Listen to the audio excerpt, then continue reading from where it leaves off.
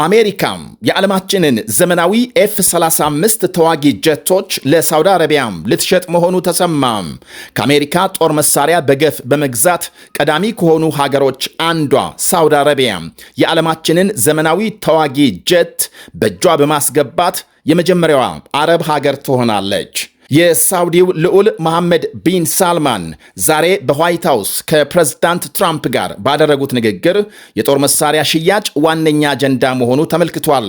ትራምፕና ቢን ሳልማን ባለፈው ግንቦት በሪያድ በተገናኙበት ጊዜ አሜሪካም የ142 ቢሊዮን ዶላር ጦር መሳሪያ ለሳውዲ ለመሸጥ ከስምምነት መድረሳቸው ይታወሳል። ይህም በታሪክ ከፍተኛው የጦር መሳሪያ ሽያጭ ስምምነት መሆኑን የዋይት ሃውስ ባለስልጣናት የገለጹ ሲሆን ከሳውዲ ጋር በአጠቃላይ የተደረሰው የ600 ቢሊዮን ዶላር የኢንቨስትመንት ስምምነት አካል ነው ተብሏል። ልዑል ቢን ሳልማን ታዋቂው ጋዜጠኛ ጃማል ካሾጊ ከተገደለ ወዲህ በዋሽንግተን ዲሲ ጉብኝት ሲያደርጉ ያሁኑ ለመጀመሪያ ጊዜ ነው። በጋዜጠኛው ግድያም ልዑሉ እጃቸው አለበት በሚል የቀረበባቸውን ወቀሳም ውድቅ ማድረጋቸው ይታወሳል። ልዑል ሳልማን የመጨረሻም የአሜሪካ ጉብኝታቸው በትራምፕ የመጀመሪያ ስልጣን ዘመን በ2018 ኪሾጊ በኢስታንቡል በተገደለበት ዓመት ላይ ነበር። የአሁኑ የአሜሪካ ጉዞ ጦር መሳሪያ ላይ በተለይም ረቂቁን F-35 ጀት ግዢ ላይ የሚያተኩር ሲሆን ጥቂት የአሜሪካ መከላከያ ባለስልጣናት እጅግ ዘመናዊ የተባለው ጀት ለሳውዲ መሸጡ ከደህንነትና ከእምነት አኳያ ስጋታቸውን እየገለጹ ነው። ውስብስብ ያሉትን ስቲልዝ ቴክኖሎጂ ለሳውዲ አሳልፎ መስጠት ቴክኖሎጂውን ለቻይና አሳልፋ በማቀበል ጉድ ልትሰራን ትችላለች ነው የባለስልጣናቱ ስጋት። የእስራኤል ባለስልጣናትም ተመሳሳይ ስጋት አንጸባርቀዋል። F-35ን በመታጠቅ በመካከለኛው ምስራቅ ብቸኛዋ ሀገር ናት እስራኤል። አንዱ F-35A ጀት 82 ሚሊዮን ዶላር፣ ቢው ከ100 ሚሊዮን ዶላር በላይ እንደሚሸጥ ሲነገር ሳውዲ አሁን ከ4 ቢሊዮን ዶላር በላይ በመክፈል 48 የሚጠጉ ጀቶች ማዘዟም ታውቋል። ይህ ብቻ አይደለም።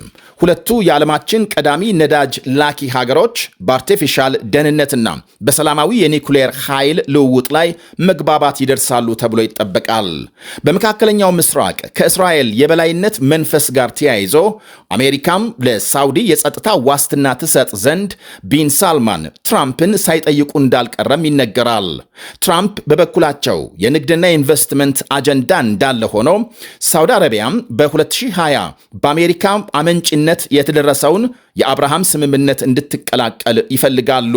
በዋነኛነት በእስራኤልና በአረብ ሀገሮች መካከል ሰላማዊ ግንኙነት የመፍጠር ስምምነት። እስካሁን ባህሬን፣ ሞሮኮ፣ ሱዳንና የተባበሩት አረብ ኤሚሬትስ ከእስራኤል ጋር መደበኛ ግንኙነት ያደሱ ሀገሮች ሲሆኑ ሳውዲ ግን የፍልስጤም ሀገርነት ምስረታ መስመር እስከሚይዝ ስምምነቱን አልቀላቀልም በሚለው አቋሟ እንደጸናች ነው። የሁለቱ ሀገሮች የንግድ ልውውጥም በየጊዜው ያደገ መሆኑ ሲነገር በ2023 ለምሳሌ ልውውጡ ከ31 ቢሊዮን ዶላር በላይ ደርሶ እንደነበር ተመልክቷል። አሜሪካም የ15 ቢሊዮን ዶላር ዕቃ ወደ ሳውዲ ስትልክ የ16 ቢሊዮን ዶላር ዕቃ ከሳውዲ አስገብታለች። አሜሪካም በዋነኛነት ማሽኖች፣ ተሽከርካሪና የኬሚካል ውጤቶች ወደ ሳውዲ ስትልክ በምትኩ ነዳጅ ታስገባለች።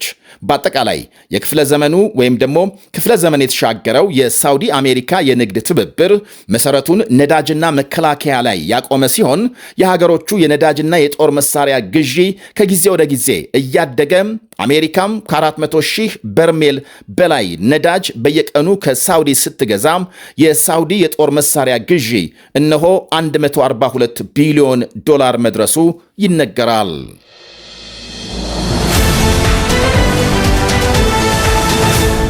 የመንግስታቱ ድርጅት ጸጥታው ጥበቃ ምክር ቤት የፕሬዝዳንት ትራምፕን የጋዛ የሰላም ዕቅድ መደገፉ ተነገረ። ምክር ቤቱ በሰላም ዕቅዱ ላይ ተነጋግሮ የድጋፍ ውሳኔ ያሳለፈ ሲሆን ይህም ዓለም አቀፍ አረጋጊ ኃይል በጋዛ ሰርጥ እንዲሰማራ ስልጣን የሚሰጥ ነው ተብሏል። ውሳኔው ተቀባይነት ማግኘቱ የጋዛን ተኩስ አቁም ለማጠናከር ወሳኝ እርምጃ ነው በማለት የመንግስታቱ ድርጅት ዋና ጸሐፊ ቃል አቀባይ ሲገልጹ፣ ሐማስ ግን የፍልስጤማውያንን መብቶችና ጥያቄዎች አላሟላም ሲል ውድቅ አድርጓል። በጋዛ የሽግግር አስተዳደር እንዲመሰረት ያደርጋል የተባለው የዓለም አቀፍ ኃይል መሰማራትን ጋዛን በዓለም ሞግዚትነት እንድትመራም የሚያስገድድ ነው በማለት አጣጥሏል። በአረጋጊው ኃይል ለመሳተፍ ፈቃደኛ የሆኑ ሀገሮች መኖራቸው ሲገለጽ አዲስ የፖሊስ ኃይል እንዲመሰረት መንገድ ይከፍታል ነው የተባለው። በመንግስታቱ ድርጅት የአሜሪካ አምባሳደር በበኩላቸው ዓለም አቀፉ ኃይል የጋዛን ወታደራዊ እንቅስቃሴ ማስወገድና የሽብር መሠረተ ልማቶችን የማፍረስ ኃላፊነት እንደተሰጠው ገልጸዋል። የሰላማዊ ፍልስጤማውያንን ደህንነት የማረጋገጥ ዋነኛ ተልእኮ ምክር ቤቱ የፍልስጤም የሰለጠኑ ባለሙያዎችን ያቀፈ የጋዛን መልሶ ግንባታና የሰብአዊ እርዳታ አቅርቦት የሚቆጣጠር ቦርድ እንዲፈጠር ሲያጸድቅ ለመልሶ ግንባታው የገንዘብ ድጋፍ ከዓለም ባንክ ይመደባል ነው የተባለው።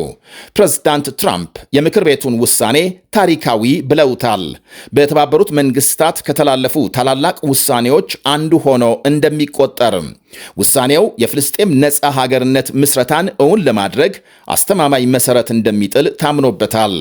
አሜሪካም የፍልስጤም አስተዳደር፣ ግብፅ፣ ቱርክ፣ ሳውዲ አረቢያና ሌሎች የአረብ ሀገሮች ውሳኔው በአስቸኳይ ተግባራዊ እንዲሆን ጠይቀዋል።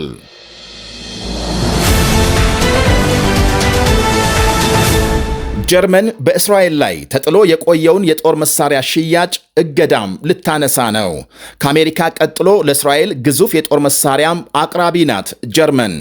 በጋዛ ጦርነት ሳቢያም ለእስራኤል የምታደርገውን የመሳሪያ ሽያጭ ባለፈው ነሐሴ ማቆሟ ሲታወስ አዲስ በተደረሰው የተኩስ አቁም ጋዛ በአንጻራዊነት ወደ ሰላም እየተመለሰ በመሆኑ እስራኤል ላይ የተጣለው እገዳ እንዲነሳም ወስነናል ብሏል የጀርመን መንግስት።